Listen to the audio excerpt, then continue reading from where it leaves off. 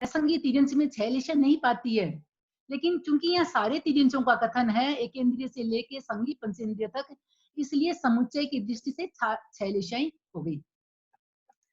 अब है भाव 5।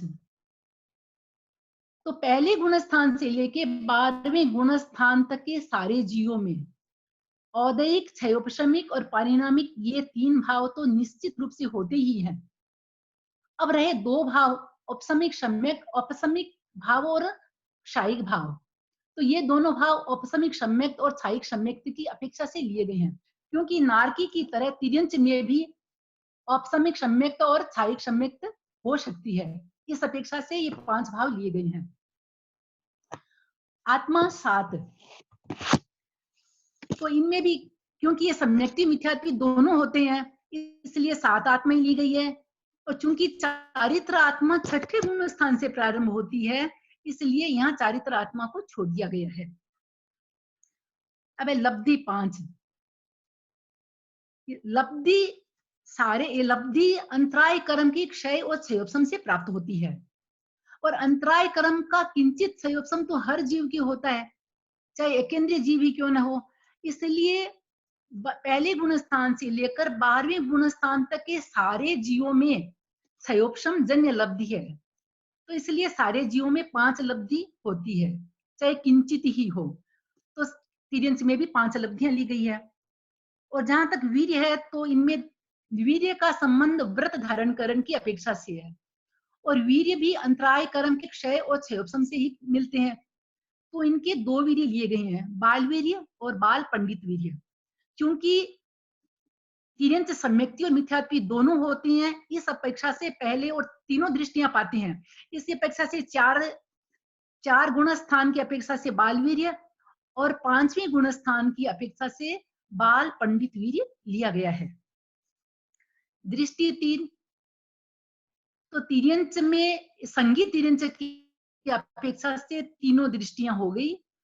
हालांकि एकेंद्रीय में से मिथ्या दृष्टि होती है, 3 विकलेंद्रीय और असंगी तिर्यंच पंचेंद्रिय में अपर्याप्त की अपेक्षा से सास्वादन हो सकती है, और पर्याप्त होने के बाद तो उनमें मिथ्या दृष्टि ही होती है। लेकिन समुच्चय की दृष्टि से ये 3 दृष्टियां ली गई है। और तिर्यंच भवी और अभवी दोनों हो सकती हैं, क्योंकि हमने ये पहले ही दिन ये चर्चा कर ली थी कि भवी और अभवी कौन होता है, जिनके संसार परिभ्रमण अर्धपुद्गल परावर्तन में आ जाता है। नहीं, मिच्छामि दुक्कडम। भवी वह होता है जिनमें मोक्ष जाने की योग्यता होती है, और अभवी वे होती हैं जिनमें मोक्ष जाने की योग्यता नहीं होती है। तो तिर्यंच में दोनों ही प्रकार के जीव आ जाते हैं। और तिर्यंच के 24 दंडकों में तिर्यंच के 9 दंडक है, 5 स्थावर, 3 विकलेंद्रिय और 1 20वां दंडक। तो ये 9 दंडक हो गए तिर्यंच के। और पक्ष दोनों आ गए, शुक्ल पक्ष और कृष्ण पक्ष, जिनके संसार परिभ्रमण अर्धपुद्गल परावर्तन की सीमा में आ गया, ये शुक्ल पक्षी। और जिनका संसार परिभ्रमण अभी तक अर्धपुद्गल परावर्तन की सीमा में नहीं आया है, वो कृष्ण पक्षी। इस अपेक्षा से इनमें दोनों पक्ष लिए गए हैं। और तिर्यंच स्त्री में सिर्फ जीवों के भेद, और सिर्फ एक ही अंतर है, सिर्फ जीवों के भेद में ही, और सारा बोल एक जैसा ही है। नहीं, सिर्फ दंडक में भी अंतर है, क्योंकि तिर्यंच स्त्री होती है वो संगी ही होती है। स्त्री हमेशा समनस्की ही होती है, संगी ही होती है। इसलिए उसमें सिर्फ 20वां दंडक लिया गया है। और जीव के भेदों में सिर्फ 2 ही भेद लिए गए हैं, 13वां और 14वां, क्योंकि जो उससे ऊपर के जो 12 भेद हैं वो तो असंगी के हैं। और स्त्री चूंकि संगी होती है, इसलिए उसमें 2 भेद लिए गए, 13वां और 14वां। और सारे बोल हैं तिर्यंच की तरह ही है। अब उसके बाद आता है मनुष्य का। मनुष्य में यहाँ जीव के 3 भेद लिए गए हैं, 11वां, 13वां और 14वां। तो जो संगी मनुष्य होते हैं उनमें तो 2 भेद होते हैं, 13वां और 14वां। और जो ये 11वां जो भेद दिया गया है वह असंगी मनुष्य की अपेक्षा से है। ये जो असंगी मनुष्य होते हैं वे अपर्याप्त ही होते हैं, वे पर्याप्त नहीं होते। तो संगी मनुष्य के जो मल मूत्र श्लेष में खंखार रक्तपीत आदि जो 14 जो स्थानक हैं, उन 14 स्थानकों में उत्पन्न होने वाले जो जीव होती हैं, ये संगी मनुष्य, असंगी मनुष्य कहलाते हैं। इनके भी 5 इंद्रियां होती है, लेकिन इनमें मनुष्यत्व जैसा कुछ नहीं होता है। फिर भी इनके मनुष्य नामकरण का उदय होता है, इसलिए मनुष्य कहलाते हैं। और ये जीव तो अपर्याप्त अवस्था में ही मर जाती हैं। इनकी पर्याप्तियां भी पूरी नहीं हो पाती है, क्योंकि पर्याप्त होते ही नहीं है। तो इनमें 3.5 पर्याप्ति मानी गई है, क्योंकि 3 इंद्रियां तो इनकी पूर्ण हो जाती है, और चौथी इंद्रिय पूर्ण हो उससे पहले ही ये काल को प्राप्त हो जाते हैं। और ये जीव एक मुहूर्त में 12 बार जन्म मरण करते हैं। तो ये असंगी मनुष्य की अपेक्षा से 11वां बोल लिया गया है, 11वां भेद लिया गया है, और संगी मनुष्य की अपेक्षा से 13वां और 14वां। और जो सारे मनुष्य के सारे जो मनुष्य में सारे ही पूरे के पूरे लिए गए हैं, क्योंकि मनुष्य पहले गुणस्थान से लेकर 14वें गुणस्थान तक सारी भूमिका में आरोहण कर सकता है, इसलिए उसमें सारे बोल लिए गए हैं, सारे के सारे। और लेकिन मनुष्य का जो दंडक है वो 21वां है, इसलिए उनका सिर्फ एक दंडक लिया गया है, और सारे हैं। अब है मनुष्य स्त्री। तो हमने पहले ये कहा था कि स्त्री हमेशा संगी होती है, इसलिए स्त्री में मनुष्य स्त्री है, तो इसमें 13 और 14 दो ही बोल होंगे। और गुणस्थान मनुष्य की तरह ही है, लेकिन योग में यहाँ आहारक और मिश्र को छोड़ दिया गया है, क्योंकि स्त्री में आहारक आहारक मिश्र योग नहीं हो सकता है। यह माना गया है कि आहारक लब्धि सिर्फ चतुर्दश पूर्वधारी मुनि की ही हो सकती है, साध्वियों को भी नहीं प्राप्त, साध्वियों को प्राप्त नहीं हो सकती है। और स्त्री कभी भी चतुर्दश पूर्वी नहीं बन सकती है, इस अपेक्षा से आहारक आहारक मिश्र को छोड़ गया है, और सारा बोल मनुष्य की तरह ही है। और देवता और देवांगना के बोलों की हम चर्चा पिछले दिन हम कर चुके थे, पिछली क्लास में। अब है सिद्ध। सिद्ध, क्योंकि ये जो जीव के भेद है वो संसारी जीवों के भेद हैं, और सिद्ध है वे संसार, वो तो सिद्ध हो चुके हैं, संसार से उनका कोई संबंध नहीं, इसलिए उनमें जीवों के भेद नहीं लिए गए हैं। और नए गुणस्थान है, क्योंकि जो गुणस्थान है वो आत्म विशुद्धि की भूमिकाओं के स्थान है, और वे तो गुणस्थानों को, क्योंकि जो सिद्ध होती है गुणस्थानों में सिद्ध होते ही नहीं है। गुणस्थान का छूटना, सिद्ध होना और 8 कर्मों का क्षय होना, ये तीनों चीजें एक साथ होती है, इसलिए सिद्धों में कोई गुणस्थान नहीं पाता है। योग, उनमें योग होता ही नहीं है, इसलिए जीव के भेद गुणस्थान, योग, लेशा, वीर्य और लब्धि तथा अभवी, दंडक और पक्ष, ये सारे बोल सिद्धों में नहीं लिए गए हैं, क्योंकि ये संसारी जीवों की अपेक्षा से है। तो सिद्धों में उपयोग 2 हैं, केवल ज्ञान और केवल दर्शन। क्योंकि सिद्धों के ज्ञानावरणीय कर्म और दर्शनावरणीय कर्म क्षय हो चुके हैं, इसलिए उपयोग में केवल केवल ज्ञान और केवल दर्शन 2 ही उपयोग हैं। और भाव सिद्धों में 3 हैं, मिथ्यामिदुक्कड़म। भाव सिद्धों में 2 हैं, क्षायिक और पारिणामिक। क्योंकि इनके 8 कर्म क्षय हो चुके हैं, इस अपेक्षा से क्षायिक भाव और पारिणामिक भाव तो सब सहज अवस्था जीव की, ये पारिणामिक भाव। और सिद्धों में आत्माएं 4 ली गई है, द्रव्य आत्मा, उपयोग आत्मा, ज्ञान आत्मा और दर्शन आत्मा। जो द्रव्य आत्मा है वो जीव का सिद्ध स्वरूप है, इसलिए द्रव्य आत्मा तो हर जीव में होगी।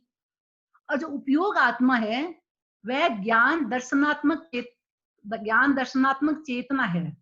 ज्ञान और दर्शन का जो उपयोग है वो है उपयोग आत्मा। और जो ज्ञानात्मक,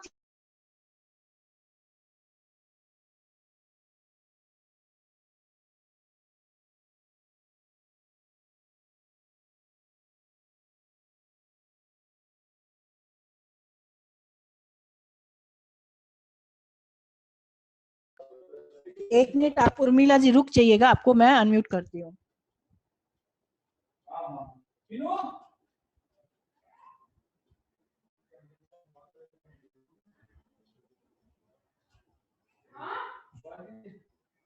एक मिनट आप रुक जाइएगा उर्मिला जी।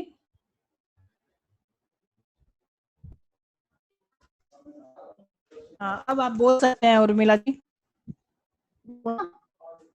हाँ अब आप बोल दीजिए। हाँ आ रही है। जो मैंने सिद्धों के बारे में कहा था वो पूरा सुनाई दिया था क्या? नहीं, उसको वापस आप कीजिए, क्योंकि बीच में अनम्यूट करना पड़ा सबको। डिस्टर्ब हो रहा था, इसलिए अब आप बोल दीजिए वापस से। सिद्धों में आत्माएं चार है, द्रव्य आत्मा, उपयोग आत्मा, ज्ञान आत्मा और दर्शन। दर्शन दो अलग अलग हैं, दो एक नहीं है। जो केवल दर्शन है, वो दर्शन ज्ञानवर्णीय कर्म के क्षय से प्राप्त है। ये जो दर्शन है, इसका संबंध दर्शन मोहनीय कर्म के क्षय के साथ है। इस बात पर विशेष ध्यान देंगे, जो दर्शन आत्मा है उसका संबंध दर्शन मोहनीय के साथ है।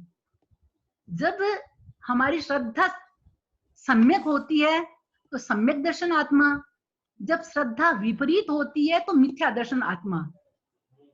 दर्शन मोहनीय के उपसम, क्षय और क्षयोपसम से दृष्टि सम्यक होती है और दर्शनावरणीय कर्म के उदय से दृष्टि विपरीत होती है। तो चूंकि सिद्धों के तो दर्शनावरणीय कर्म क्षय हो चुका है, मोहनीय कर्म पूर्ण क्षय होता है, तो उनमें क्षायिक सम्यकता है, इसलिए इनकी जो आत्मा है वो श्रद्धात्मक आत्मा है। तो सिद्धों में ये चार आत्मा हो गई और दृष्टि एक सम्यक है, और ये इसलिए इस तरह ये सिद्धों का बोल पूरा हो गया। अब हम आते हैं स इंद्रिय। स इंद्रिय में जीव के भेद 14 हो गए। स इंद्रिय मतलब हो गया, इंद्रिय का मतलब हो गया अपने जो नियत विषय का ग्रहण करने वाली जो चेतना होती है वो इंद्रिय कहलाती है। मतलब जिस इंद्रिय का, जैसे आंखों का काम है सिर्फ देखना, तो सिर्फ वो आंख के विषय को ही ग्रहण करती है। कान का काम सुनना है तो सिर्फ वो शब्द को ही ग्रहण करती है। इसलिए एक एक इंद्रियों के अपने अपने काम हैं, तो अपने अपने विषय का ग्रहण करने वाली जो वो है इंद्रिय। तो यहाँ स इंद्रिय में जीव के 14 ही भेद लिए गए हैं, क्योंकि जो सारे ही जीवों में जीव के 14 ही भेदों में इंद्रिय तो होती है, चाहे एक इंद्रिय हो और चाहे 5 इंद्रिय हो, इंद्रियां तो अवश्य होगी। इसलिए स इंद्रिय में 14 ही जीव के 14 ही भेद लिए गए हैं। लेकिन यहाँ एक बात ध्यान देंगे कि जो इंद्रियां है 12वें गुण स्थान तक तो दर्शनावरणीय कर्म के क्षयोपशम से प्राप्त इंद्रियां है, और 13वें गुण स्थान में दर्शनावरणीय कर्म क्षय हो जाता है। इसलिए वहां इन इंद्रियों की अपेक्षा नहीं है। केवली की जो ज्ञान है, जो दर्शन है, वह इंद्रिय सापेक्ष नहीं है। इसलिए वहां पर इंद्रियां, द्रव्य इंद्रियां नहीं ली गई है। तो यहाँ पर ये जीव के 14 ही, स इंद्रिय में जीव के 14 ही भेद हो गए, और गुण स्थान 12, क्योंकि 12 दर्शनावरणीय कर्म का क्षयोपशम 12वें गुण स्थान तक ही होता है, उसके बाद तो दर्शनावरणीय कर्म का क्षय हो जाता है। और इंद्रियां हैं वो दर्शनावरणीय कर्म के क्षयोपशम से प्राप्त होती है। जो द्रव्येंद्रियां हैं वो नाम कर्म के उदय से, और जो भावेंद्रियां हैं वो दर्शनावरणीय कर्म के क्षयोपशम से। इसलिए 12वें गुण, इसमें 12 ही गुण स्थान लिए गए हैं, 2 गुण स्थान छोड़ दिए गए हैं। अब है योग 15। तो स इंद्रिय सारे ही जीवों के भेद आ जाते हैं, इस अपेक्षा से 15 योग लिए गए हैं। अब यहाँ एक प्रश्न उठ सकता है कि जो 12 योग लिए गए वो तो ठीक है, क्यों जो कार्मण का योग के अलावा जो 14 योग है वो तो सारे जीवों की अपेक्षा से ठीक है, लेकिन जो कार्मण का योग है वो क्यों लिया गया? क्योंकि हम बार बार कह रहे हैं कि कार्मण का योग सिर्फ 2 ही जगह होता है, एक अंतराल गति में और दूसरा केवली समुद्घात के तीसरे, चौथे और 5वें समय में। जब हम स इंद्रिय कहते हैं तो हमने उसमें 12 ही गुण स्थान लिए हैं, 13वां 14वां गुण स्थान ही छोड़ दिया है। तो यहाँ केवली का तो प्रश्न ही नहीं है, केवली समुद्घात का तो प्रश्न ही नहीं है। और इंद्रियां होगी, जब इंद्रिय पर्याप्ति पूर्ण होगी तब इंद्रियां होगी, और जब इंद्रिय पर्याप्ति पूर्ण होगी उस समय कार्मण का योग नहीं रहेगा। कार्मण का योग नहीं रहेगा तो फिर ये कार्मण का योग किस अपेक्षा से लिया गया है? जो पिछले क्लासों में ये चर्चा चली थी, शायद आपने ध्यान दिया होगा कि गौतम ने जब भगवान से प्रश्न पूछा कि जो गर्भ में उत्पन्न होते समय जीव स इंद्रिय होता है या अनिंद्रिय, तो भगवान ने कहा था कि एक अपेक्षा से स इंद्रिय होता है और एक अपेक्षा से अनिंद्रिय होता है। तो यहाँ यह ध्यान दें कि जीव द्रव्येंद्रिय की अपेक्षा से अनिंद्रिय है, लेकिन भावेंद्रिय की अपेक्षा से वो स इंद्रिय है। क्योंकि वह दर्शनावनीय कर्म का क्षयोपशम अपने साथ लेकर आ रहा है। भावेंद्रियां है, लेकिन जो इंद्रियों का आकार होना चाहिए वो इंद्रिय पर्याप्ति पूर्ण होने के बाद होगा। इंद्रिय प्राप्त, क्योंकि इंद्रिय पर्याप्ति होगी तब इंद्रियों का आकार बनेगा, तब द्रव्य इंद्रियां होगी। लेकिन जीव में जो शक्ति होनी चाहिए, जो लब्धि होनी चाहिए, वो भावेंद्रियां है। और वो लब्धि तो जीव, वो आत्मा की शक्ति तो जीव अपने साथ लेकर आ रहा है, इसलिए भावेंद्रियां मानी गई है और उस अपेक्षा से ये कर्मण का योग भी लिया गया है। अब उपयोग की उपयोग तो चर्चा हो गई थी। और सैंद्रिय में क्योंकि सारे ही जीव के भेद आ जाते हैं, इसलिए लेश्या, भाव, आत्मा, ये सारे बोल ले लिए गए हैं, क्यों वो अपने आप स्पष्ट है, क्योंकि उसमें जीव के एकेंद्रिय से लेके पंचेंद्रिय तक सारे बोल हैं, इसलिए सारे बोल इसमें आ जाएंगे। अब हम सैंद्रिय में अलग अलग जीवों की चर्चा कर लेते हैं। सबसे पहले एकेंद्रिय। तो एकेंद्रिय ही सूक्ष्म और बादर दो प्रकार के होते हैं, इसलिए सूक्ष्म एकेंद्रिय के दो भेद, अपर्याप्त और पर्याप्त, और बादर एकेंद्रिय के दो भेद, अपर्याप्त और पर्याप्त। इस प्रकार एकेंद्रिय में जीव के प्रथम चार भेद लिए गए हैं। और एकेंद्रिय तो मिथ्यात्वी ही होते हैं, इसलिए इनमें पहला गुण स्थान है। और योग इनमें 5 लिए गए हैं, क्योंकि एकेंद्रिय में न मन होता है न वचन होता है, इसलिए मनोयोग और वचन योग के योग छोड़ दिए गए हैं। और इन जो 5 योग लिए गए हैं, तो औदारिक, औदारिक मिश्र और कार्मण, ये 3 योग तो सारे एकेंद्रिय में होते हैं। और व्यक्रिय और व्यक्रिय मिश्र बादर वायुकाय की अपेक्षा लिए गए हैं, क्योंकि बादर वायुकाय जब वातुल का रूप बनाती है तो उसे व्यक्रिय शरीर कहा जाता है, वह व्यक्रिय शरीर होता है। इस अपेक्षा से व्यक्रिय का योग और व्यक्रिय मिश्र का योग। मिश्र की परिभाषा तो हमने अगले पिछली क्लास से हमने कर ली थी कि औदारिक मिश्र, व्यक्रिय मिश्र, आहारक मिश्र कब होता है, कैसे होता है, इसकी चर्चा हम कर चुके हैं, इसलिए आज हम इसकी चर्चा नहीं कर रहे हैं। अब है उपयोग 3। चूंकि एकेंद्रीय मिथ्यात्वी है, इसलिए इसमें उपयोग 3 लिए गए हैं: मति अज्ञान, श्रुत अज्ञान और अचक्षु दर्शन। अचक्षु दर्शन इसलिए लिया गया है क्योंकि कोई भी जीव उपयोग शून्य होता ही नहीं है। और एक इंद्रिय तो एक इंद्रिय के पास भी है, स्पष्ट इंद्रिय तो उनके भी पास है। इस अपेक्षा से अचक्षु दर्शन। लेश्या प्रथम 4। तो यूं तो एकेंद्रिय में 3 लेश्या ही होती है, 3 जो अपस्थ लेश्या है वही होती है, लेकिन एकेंद्रिय अपर्याप्त में तेजो लेश्या भी मानी गई है। कि जब कोई, हम जानते हैं कि भवन पर जो देवता, जब तेजो लेश्या वाले देवता जब पृथ्वी पानी वनस्पति में आते हैं, उस अपेक्षा से तेजो लेश्या ली गई है। भवनपति व्यंतर, इन देवताओं में 4 लेश्या होती है: कृष्ण, नील, कापोत और तेजोलेश्या। और ज्योतिष और पहले दूसरे देवलोक में एक तेजोलेश्या होती है। अब इन देवताओं के यदि पृथ्वी, पानी और वनस्पति का आयुष्य बंधा हुआ है, तो जब देवता वहां से च्यवन कर जब यहाँ उत्पन्न होते हैं, तो यहाँ एक बात ध्यान देने की है कि जो देवताओं की लेश्या का वर्णन है वो द्रव्य लेश्या की अपेक्षा से है। ये लेश्या का जो लेश्याएं दी गई है कि इनमें इतनी लेश्याएं होती है, ये द्रव्य लेश्या की अपेक्षा से है। भाव लेश्या तो उनमें 6 ही होती है, और उनकी द्रव्य लेश्या निश्चित होती है, नियत होती है, उसमें परिवर्तन नहीं होता है। अब जिन देवताओं में तेजो लेश्या है, अब यदि वो वहां का आयुष्य पूरा कर पृथ्वी, पानी और वनस्पति में उत्पन्न होते हैं, तो मृत्यु के समय भी उनके में तेजो लेश्या ही होगी, क्योंकि जीव जिस लेश्या में मरता है उस लेश्या में ही जन्मता है, ये भी एक नियम है।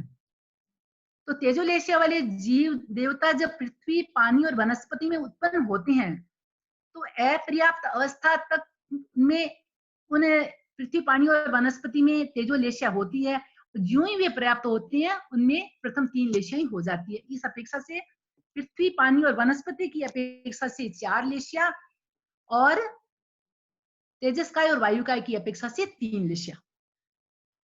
अब है भाव 3, उदय, क्षयोपशम और पारिणामिक। क्योंकि क्योंकि एकेंद्रीय मिथ्यात्वी ही होते हैं, इसलिए वो दो भाव इनमें हो ही नहीं सकते। तो तीन भाव है, और ये तीन भाव तो हर संसार, हर 12वें गुणस्थान के हर जीव में होंगे ही, क्योंकि कर्मों का उदय है। इस अपेक्षा से 8 कर्मों का ही उदय ऐसे औदयिक भाव, और 4 घाती कर्मों का किंचित संयोपसम तो हर जीव के होता है, इस अपेक्षा से संयोपशमिक भाव और पारिणामिक भाव जीव के साथ रहता ही है। अब है आत्मा। एकेंद्रीय में आत्मा ज्ञान और चारित्र आत्मा को छोड़ा गया है, क्योंकि इनमें सम्यक्त नहीं है।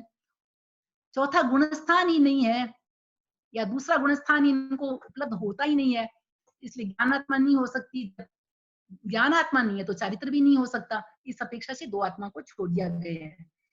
लब्धि पांचों है, क्योंकि हर जीव में होती है, और ये प्रथम, चूंकि ये प्रथम गुणस्थान में ही होते हैं, इसलिए इसमें इनमें एक सिर्फ बालवीर्य लिया गया है।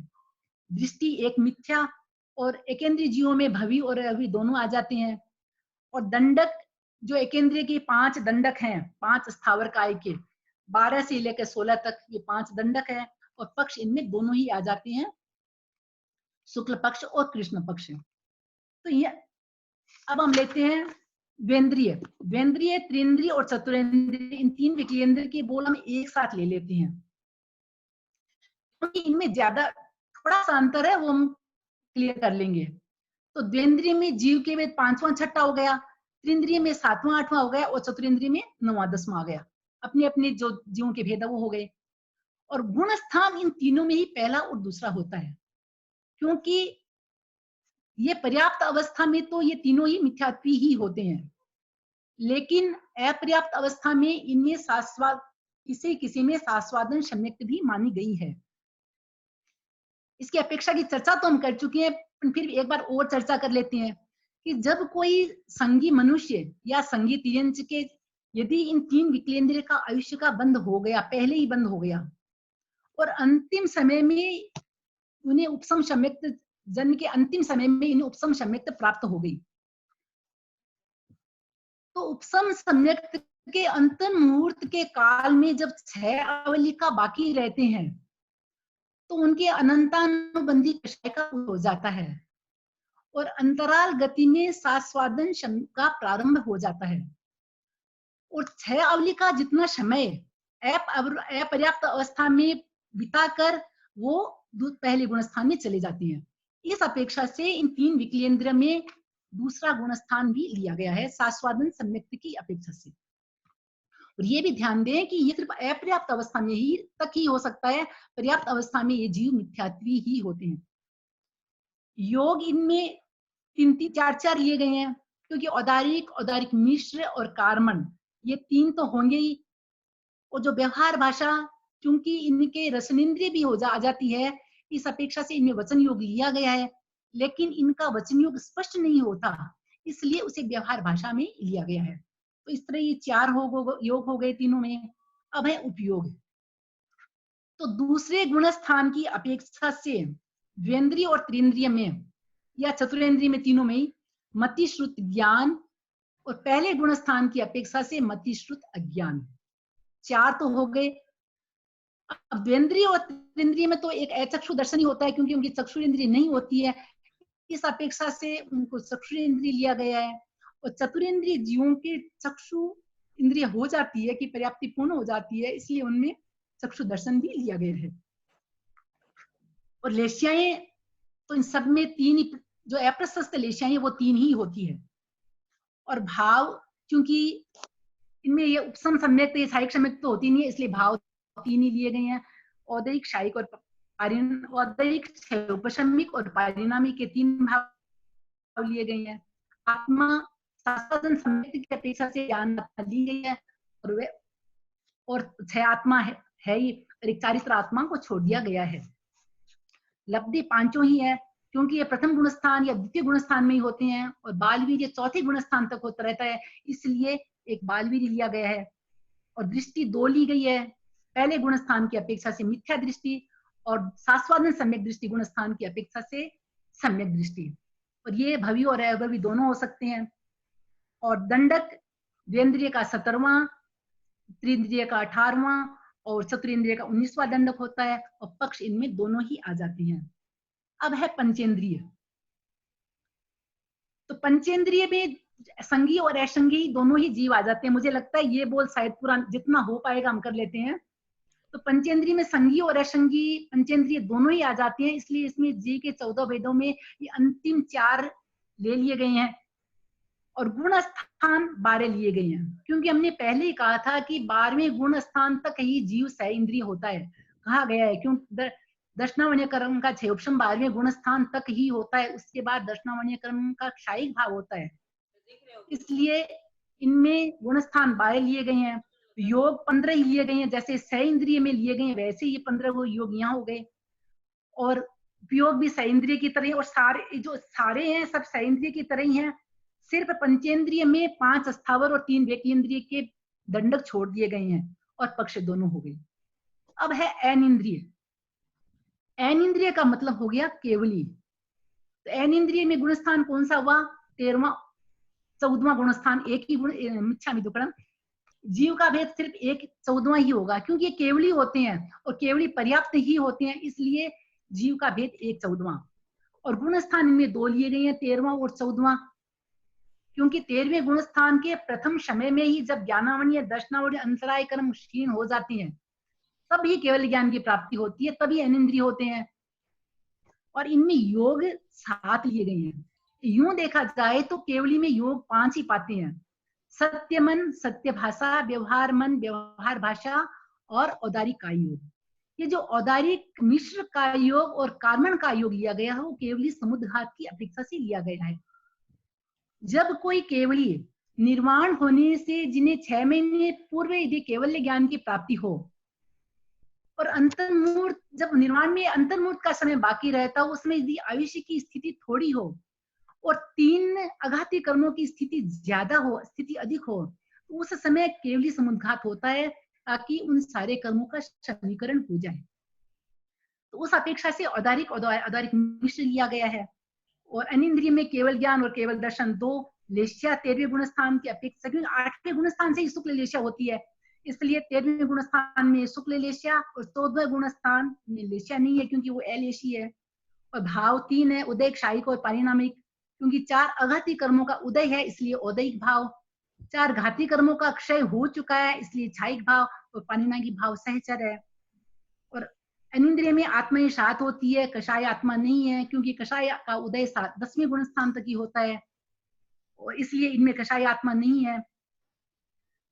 और लब्धि 5 होगी, वीर्य 1 पंडित वीर्य, क्योंकि 6ठे गुण स्थान से लेकर 14वें गुण स्थान तक एक वीर्य पंडित वीर्य ही होता है।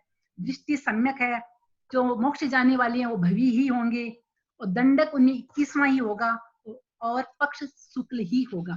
ठीक है। ओमरम तो आज उर्मिला हम जी, नए बोलों की चर्चा नहीं कर लेते। ओमरम उर्मिला जी, अब सिर्फ 1 मिनट बाकी रहा है। 1 मिनट बाकी रहा है। बहुत अच्छे ढंग से हाँ, बताया जा रहा है और 40 मिनट कब बीत जाते हैं पता ही नहीं लगता, क्योंकि प्रारंभ होने में जुड़ने में भी 5 मिनट लग जाते हैं। अभी एक सुनीता जी डागा का मैं प्रश्न देख रहा था कि 21 द्वार याद करने का सरल तरीका क्या हो सकता है। तो एक तो क्या है, गुण स्थान को ये चीजें आप समझने लगेंगे तो बहुत फर्क पड़ जाएगा कि भाई गुण स्थान के आधार पर कर लीजिए, संघीय असंघीय के आधार पर निर्णय कर लीजिए, इंद्रिय के आधार पर कुछ निर्णय हो जाते हैं।